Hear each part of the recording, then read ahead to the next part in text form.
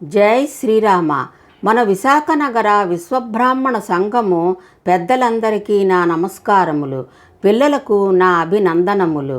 విశ్వకర్మ జయంతి ఉత్సవ సందర్భముగా విశ్వకర్మ తయారు చేసిన నిర్మాణ చరిత్రలు నాకు తెలిసినవి చదువుతున్నాను.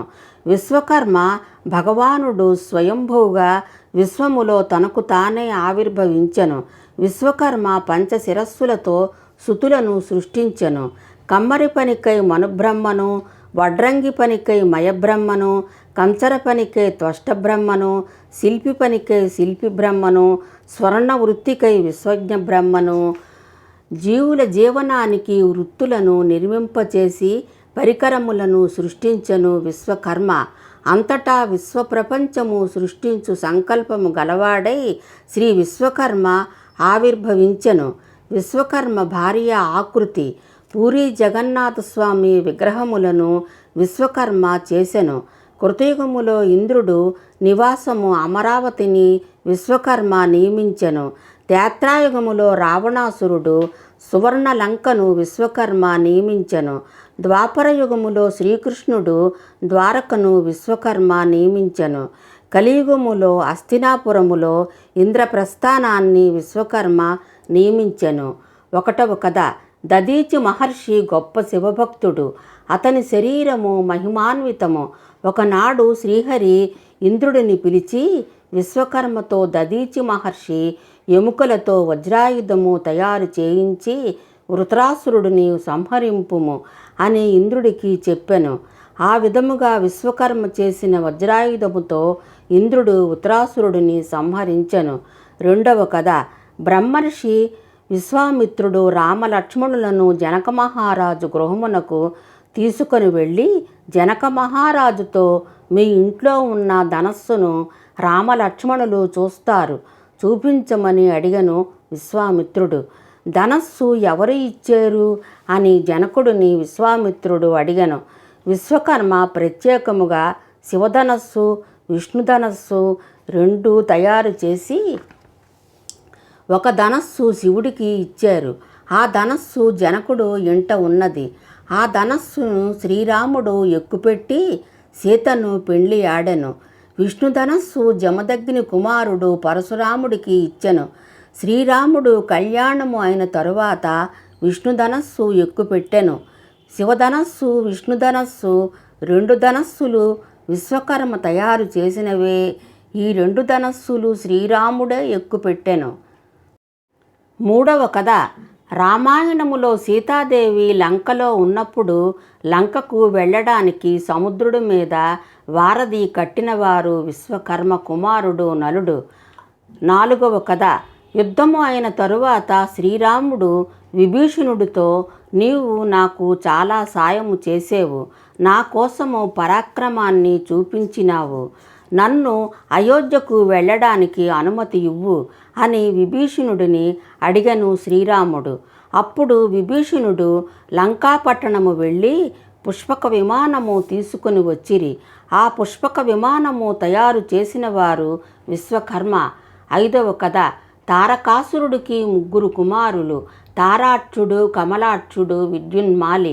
వీరు 3 బ్రహ్మ కోసము మేరు పర్వతము మీద తపస్సు చేసిరి. బ్రహ్మ ప్రత్యక్షమయ్యను. బ్రహ్మను త్రిపురాసురులు మా 3 ఏకకాలములోనే సంహరించగలగాలి. భూమికి ఆకాశానికి మధ్యలో 3 పురాలు కట్టించి ఇమ్ము. మాకు ఆ పురాలు ఎక్కడికి వెళ్ళాలి అని కోరుకుంటే అక్కడికి వెళ్ళాలి. అవి స్వర్ణ, రజిత, కాశ్య నగరాలై ఉండాలి. 1000 ఏళ్ళకి ఒకసారి మా 3 3 పురములలో కలుసుకోవాలి అని బ్రహ్మను కోరిరి. బ్రహ్మ విశ్వకర్మను పిలిచి ఆ 3 పురాలు భూమికి ఆకాశానికి మధ్యలో విహరించినట్టుగా రెక్కలు అమర్చెను విశ్వకర్మ. 6వ కథ. త్రికూట పర్వతము, లంకాపట్టణము 100 యోజనాలు వెడల్పు కలిగిన రావణాసురుడు లంకను విశ్వకర్మ నిర్మించెను. 7వ కథ. సూర్యభగవానుడు భార్య సంధ్యాదేవి విశ్వకర్మ కుమార్తె. సూర్యుని వేడికి భార్య సంధ్యాదేవి తట్టుకోలేకపోతున్నానని తండ్రి విశ్వకర్మతో చెప్పెను. కుమార్తె పరిస్థితిని అల్లుడు సూర్యుడికి చెప్పి సూర్యుడు అనుమతితో సూర్యకిరణాలను సానపట్టి తేజస్సును తగ్గించెను విశ్వకర్మ. 8వ కథ. దేవకీదేవి బాల్యములో ఉన్న శ్రీకృష్ణుని రూపము చూడాలని కోరింది. అప్పుడు శ్రీకృష్ణుడు విశ్వకర్మతో చందన తుంగతో చిన్ని కృష్ణుని రూపము చెక్కించి దేవకీదేవికి చూపించెను శ్రీకృష్ణుడు. అదే ఉడిపి క్షేత్రములో ఉన్న శ్రీకృష్ణుడు. 9వ కథ. ద్వాపరయుగములో సముద్ర మధ్యలో శ్రీకృష్ణుడు విశ్వకర్మ సాయముతో ద్వారకను నిర్మించెను.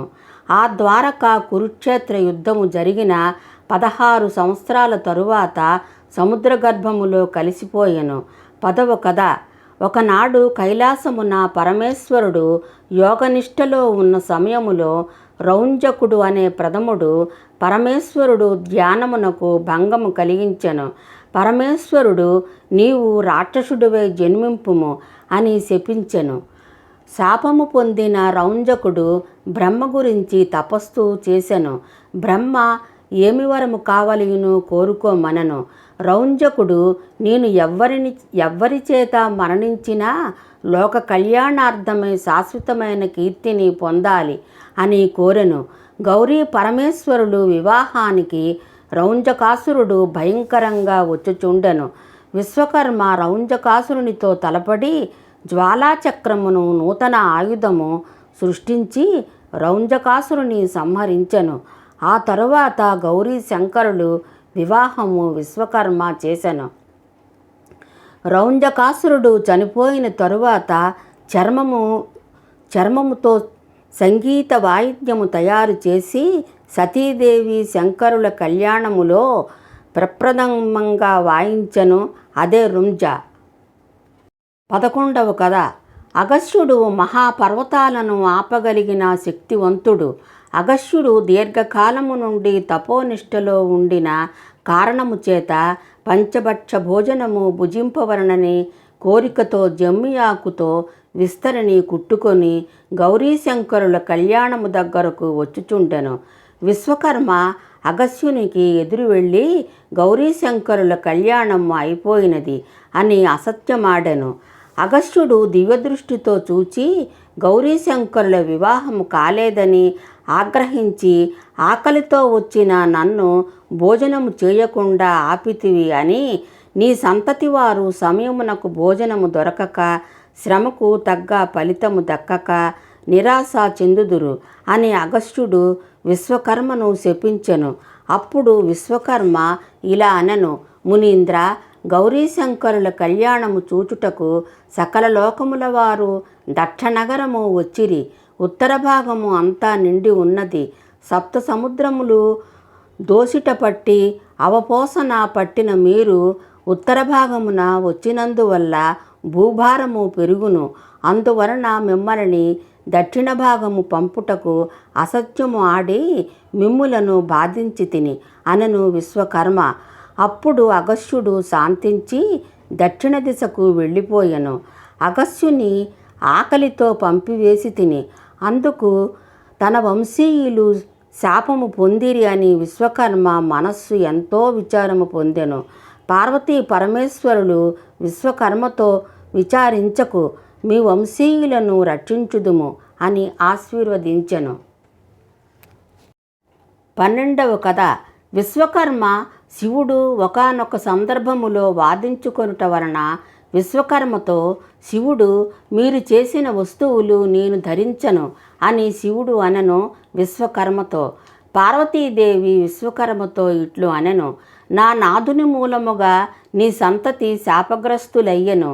నన్ను భక్తితో సేవించినచో వారిని తరింపచేసి ఐశ్వర్య భోగ భాగ్యములతో కాపాడి తరింపచేయుదును అని విశ్వకర్మతో పార్వతీదేవి వాగ్దానం చేసెను. పార్వతీదేవి కామాక్షిదేవిగా ఎల్లవేళలా మనలను కాపాడుతుంది. జై శ్రీరామ. ఇప్పుడు విశ్వకర్మ తయారు చేసిన లింగములు.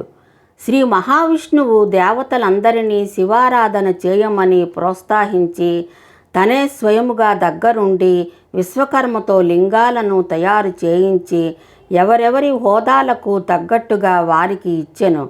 ఆ లింగముల పేర్లు చదువుతున్నాను. ఇంద్రుడికి పద్మరాగమణితో లింగమును, కుబేరుడికి బంగారపు లింగమును, యమధర్మరాజుకి పీతమణి మయలింగమును, వరుణుడికి పచ్చమణి లింగమును, నారాయణుడికి ఇంద్రనీలమణి లింగమును, బ్రహ్మదేవుడికి బంగారు లింగమును, లక్ష్మీదేవికి స్ఫటిక లింగమును, విశ్వదేవతలకు రజత లింగమును, వసువులకి ఇత్తడి లింగమును, అశ్విని దేవతలకి పార్థివ లింగమును, ఆదిత్యులకి రాగి లింగమును, చంద్రుడికి ముత్యాల శివలింగమును, సూర్యుడికి వజ్రలింగమును, ఋషులకి మృణ్మయ లింగమును, ఋషుపత్నులకి మంచిగంధము లింగమును, మయుడికి పగడాల లింగమును, సరస్వతికి రత్నలింగమును, శ్రీ మహావిష్ణువు దేవతలందరినీ శివారాధన చేయమని తనే స్వయముగా దగ్గరుండి విశ్వకర్మతో లింగాలను తయారు చేయించి ఈ దేవతలకు ఇచ్చెను శ్రీ మహావిష్ణువు. జై శ్రీరామ. ఈ విశ్వకర్మ చరిత్ర విన్నవారికి వ్యాపారము, కులవృత్తి అభివృద్ధి చెందాలని కోరుకుంటున్నాను. జై శ్రీరామ. సర్వే జనో సుఖినో భవంతు. జై శ్రీరామ.